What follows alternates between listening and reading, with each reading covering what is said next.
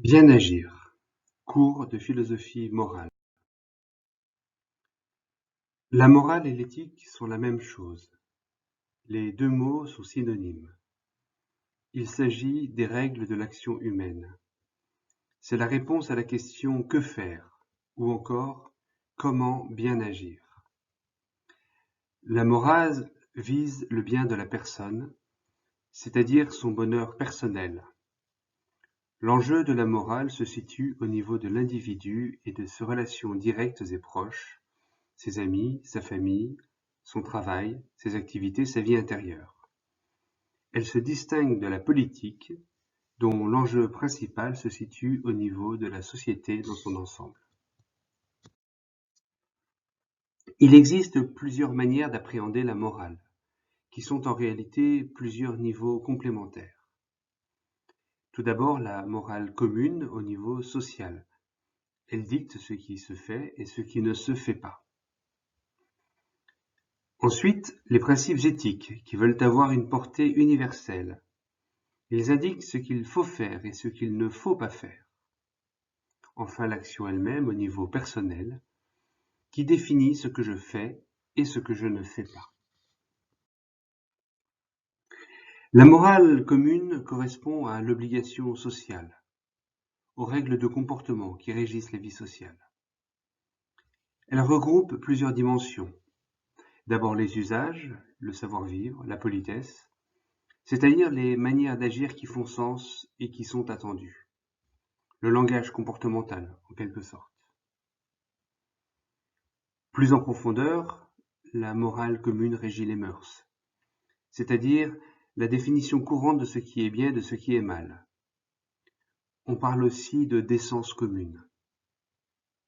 Enfin, la morale commune définit les rôles sociaux, ce qui est attendu de chacun selon sa place, comme parent, comme enfant, comme ami, comme professionnel de tel métier, etc.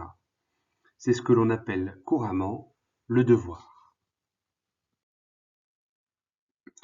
Évidemment, chaque société a sa propre morale, chaque pays a ses mœurs. C'est l'apostrophe de Blaise Pascal.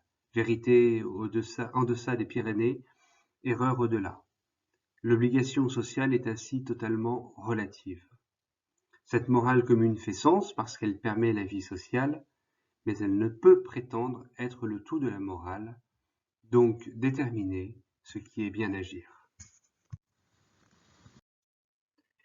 La morale commune, si elle est absolutisée, devient un moralisme, c'est-à-dire une posture arbitraire qui rigidifie les mœurs et qui consacre leurs imperfections aux dépens du bien concret des personnes. Toutes les morales ont des règles morales communes, des exigences partagées ou à peu près. Pour cette raison, de nombreuses synthèses ont été essayées dans le but de déterminer des principes éthiques généraux. L'intuition qu'il existe des règles morales générales, universelles, qui correspondent à la condition humaine est très largement partagée. Plusieurs synthèses brillantes des principes éthiques ont été faites au cours de l'histoire, mais aucune n'a été reconnue unanimement comme définitive. La première synthèse historique est le décalogue de Moïse, les 10 commandements. Révérer Dieu, ne pas faire d'idole, ne pas invoquer Dieu pour le mal, respecter la religion, honorer ses parents, ne pas tuer, ne pas commettre d'adultère, ne pas voler, ne pas parjurer, ne pas convoiter le bien d'autrui. Le Christ en a proposé à son tour une synthèse, le commandement de l'amour, non pas sous la forme d'interdiction, mais sous la forme de 2 prescriptions positives. Tu aimeras le Seigneur ton Dieu, tu aimeras ton prochain comme toi-même. À l'époque des Lumières, Spinoza a énoncé le principe du conatus. Chaque chose s'efforce de persévérer dans son être. Ce principe ontologique peut être considéré comme le sous-jacent de toute règle d'action, donc de toute règle morale. On peut en tirer une définition du bien comme relatif à l'être.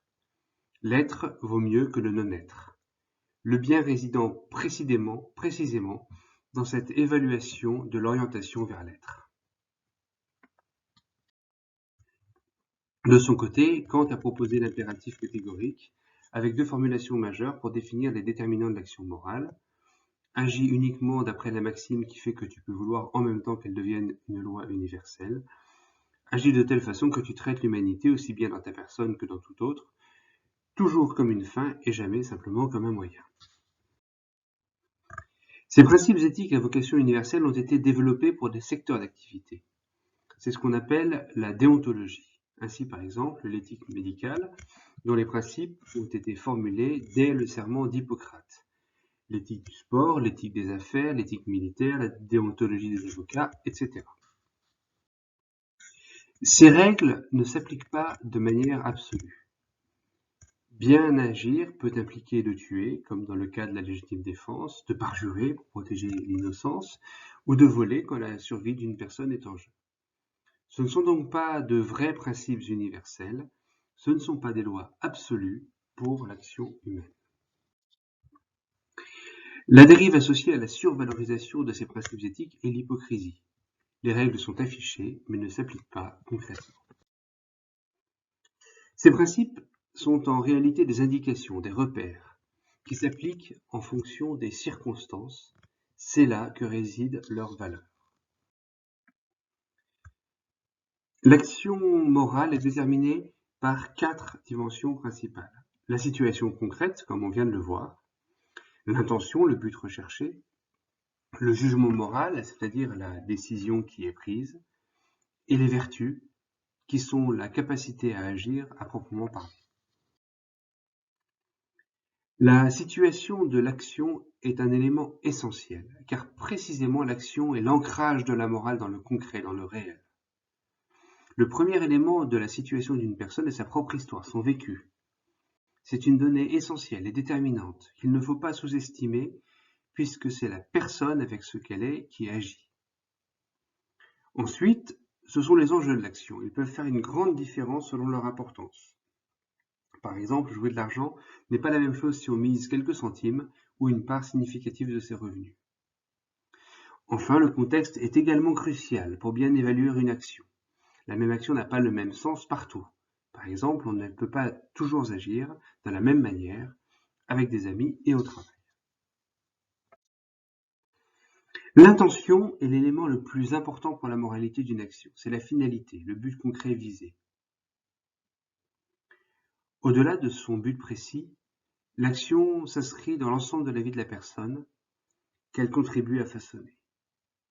Ainsi, par-delà telle ou telle action déterminée, c'est la bonne vie qui est visée et qui se déploie dans le temps, au fur et à mesure des choix qui sont faits, des orientations qui sont prises et des actes qui sont posés. Leur ensemble est l'accomplissement de soi, la réalisation de son identité. La conséquence d'une bonne vie est le bonheur. Le bonheur n'est pas le but de la morale, mais son fruit. Le jugement moral correspond au choix concret, à la décision d'agir. Il est formé d'abord par les exemples, les modèles, les saints et les héros, et les contre-exemples que chacun a reçus tout au long de sa vie. On apprend à agir en voyant les autres agir ou en écoutant les récits de leurs actions. Ce mimétisme fondamental est caractéristique de la condition humaine. Le deuxième élément qui forme le jugement moral de chacun est le récit de soi, la continuité de l'histoire personnelle, ou pour le dire autrement, la cohérence de vie. Je fais ceci parce que je suis un homme comme cela. J'aide cette personne parce que je suis altruiste, je vois la beauté de telle œuvre parce que je suis un esthète, je me relève parce que je suis une personne forte, etc. Toute action morale s'inscrit dans le récit d'une vie personnelle qu'elle alimente. Le jugement moral prend également en compte, comme des références ou des repères, la morale commune que nous avons déjà vue et les principes éthiques que nous avons vus aussi.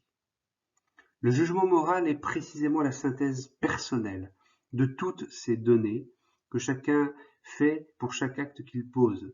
Cette synthèse de la décision concrète est propre à chaque personne. Elle engage sa conscience morale. Quand cette synthèse a lieu, quand le jugement moral est pris en toute lucidité avec toutes ces données, on peut parler d'agir en conscience. Les vertus sont la capacité à agir. Elles se développent avec la pratique et deviennent des habitudes qui se renforcent au fur et à mesure qu'on les exerce. La tradition philosophique retient 4 grandes vertus. La prudence, qui consiste à savoir discerner la situation, comme on l'a vu précédemment. La justice, qui consiste à savoir choisir le bien concret, donc à avoir un bon jugement moral, comme on l'a vu aussi. La force, qui consiste à agir avec courage et à exercer sa volonté dans la durée. Et la tempérance, qui consiste à agir avec modération et contrôle de soi. La dérive d'une approche de la morale trop centrée sur l'action personnelle est l'individualisme, c'est-à-dire la négation de l'altérité et finalement l'immoralisme hédoniste.